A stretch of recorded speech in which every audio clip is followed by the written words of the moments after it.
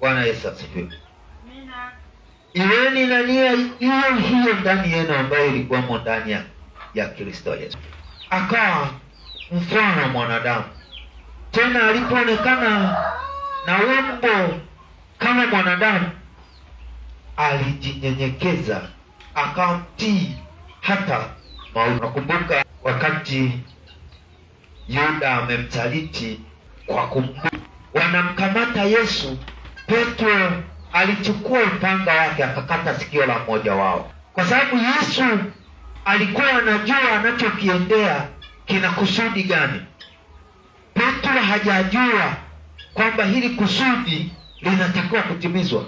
Ameshaonywa hapo kabla na Yesu Kristo alipowaambia kwamba sasa ninaandaa karamu hii kabla ya kuja kukamatwa. Utakapowadia ule wakati mwana wa Adamu atakapokamatwa kwenda kusulubiwa, Petro alisema hapana, tujiombee mabaya. Yesu akamwambia, pisha njia, toka shetani, toka mbele yangu shetani, kwa sababu alikuwa anajua hazungumzi Petro peke yake, lakini shetani ameingia ndani.